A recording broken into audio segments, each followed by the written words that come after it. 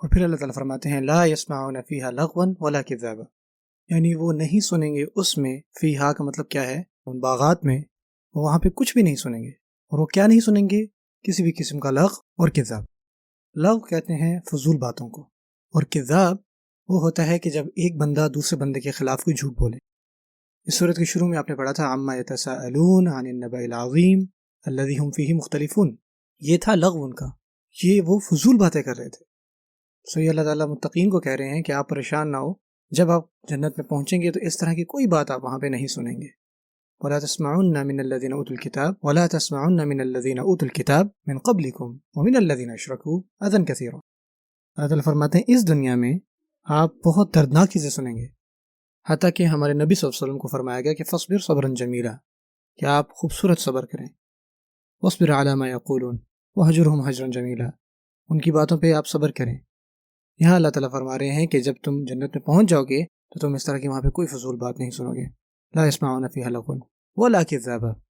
اور جو دوسری چیز، وہ مومنین جو اپنے دین پر چل رہے ہیں وہ کذاب سن رہے ہوتے ہیں، چاہے وہ میڈیا کی فارم میں ہو، وہ تکذیب سنتے ہیں جب لوگ نعوذ باللہ رسول اللہ صلی اللہ علیہ وسلم کو جھٹلاتے ہیں یا ان کی توہین کرتے ہیں، وہ اللہ تعالیٰ کی کتاب کے بارے میں عجیب چیزیں سنتے ہیں، یہ ساری کذاب ہیں جو مومنین سنتے ہیں۔ تو اللہ تعالیٰ فرماتے ہیں کہ جنت میں اس طرح کی کوئی چیز نہیں ہوگی، لا يسمعون فيها لغوا ولا كذابا جزاء من ربک۔ اور یہ تمام خوبصورت چیزیں جو ہیں، یہ سب سے پہلے اللہ تعالیٰ فرماتے ہیں یہ جزاء من ربک ہے۔ اب بات یاد رکھیں، جب اللہ تعالیٰ نے کفار کی بات کی تھی تو وہاں فرمایا تھا جزاء وفاقا، اور وہیں پہ اللہ تعالیٰ رک گئے۔ اور وفاق کا مطلب میں نے بتایا تھا جو اس کے بالکل موافق ہو، اور اللہ تعالیٰ اب وفاق جنت کے لیے نہیں کہہ رہے، کیونکہ اللہ تعالیٰ ہمیں نہ صرف وہ دیں گے جو ہماری تھوڑی بہت استطاعت تھی، بلکہ اللہ تعالیٰ اس سے بڑھا چڑھا کے دیں گے۔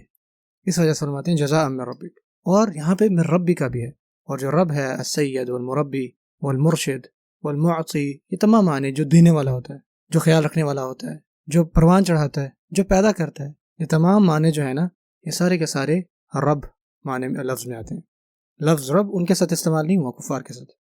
کیا اللہ تعالیٰ وہاں یہ فرمایا تھا کہ جزاء وفاقا من ربہم؟ نہیں، کوئی من ربہم، نہ وہاں پہ رب کا ذکر ہے اور نہ ہی وہاں پہ رحم کا ذکر ہے۔ یہاں اللہ تعالیٰ اپنا رحم دکھاتے ہیں، اللہ تعالیٰ کہتے ہیں کہ ربی کا، آپ کا رب، خاص آپ کا رب، آپ کے رب سے اے محمد صلی اللہ علیہ وسلم۔ اور ہمیں یہ بات پتہ ہے کہ جب بھی اللہ تعالیٰ بات کرتے ہیں نبی صلی اللہ علیہ وسلم سے، وہ رحم کے سب سے اونچے مقام ہوتے ہیں۔ اور ایک اور ڈگری یہاں پہ اللہ تعالیٰ نے ایڈ کی، یہاں پہ صرف رب نہیں آیا، ربی کا آیا ہے، آپ کا رب عطا فرمائے گا آپ کو جزا۔ اور پھر اللہ تعالیٰ نے مزید 2 الفاظ یہاں پہ شامل کیے، وہ خوبصورت الفاظ ہیں، اور ہم یہ بات جانتے ہیں کہ وہاں پہ آلریڈی ہمیں بہت ملے گا، کیونکہ یہاں پہ وفاق لفظ نہیں ہے۔ اللہ تعالیٰ فرماتے ہیں عطاء، عطا آپ تب استعمال کرتے ہیں جب آپ کسی کو کچھ دیں جو وہ ڈیزرو نہ کرتا ہو، ایک گفٹ ہے آپ کا، یہ ہے عطا۔ جیسے اللہ فرماتے ہیں انا اعطیناک الکوثر، کسی کو کوئی چیز دینا ایک بات ہے، کسی کو کوئی چیز عطا کرنا ایک الگ بات ہے، کسی کو بہت زیادہ تحائف دینا یہ ہے عطا۔ سو اللہ تعالیٰ پہلے فرماتے ہیں عطاء، ان پر بہت زیادہ رحم ہوگا، اور پھر اللہ فرماتے ہیں حسابا، یہ اردو والا حساب نہیں ہے، یہ اس کے بارے میں قتادہ رضی اللہ تعالیٰ عنہ فرماتے ہیں، مثال کے طور پر انہوں نے لکھا کہ احسبت فلانا، کہ احسبت فلان کا اینشنٹ عربی میں مطلب یہ ہے کہ میں نے کسی کو اتنا زیادہ دیا، اتنا زیادہ عطا کیا، اتنے تحائف دیے کہ اس نے آگے سے خود کہہ دیا کہ بس اب مجھے مزید نہ دیں، آپ نے مجھے آلریڈی بہت کچھ عطا کیا۔ جب وہ اس مقام پہ پہنچتے ہیں، اس پوائنٹ پہ، تو وہ کہتے ہیں حسابا۔ اللہ تعالیٰ فرماتے ہیں کہ وہ جنت میں ایک مومن کو اتنا عطا کریں گے کہ وہ خود کہے گا کہ یا اللہ بس۔ سو جزاء من ربک عطاء اور حسابا۔ اللہ تعالیٰ ہمیں جنت میں سے بنائے، آمین۔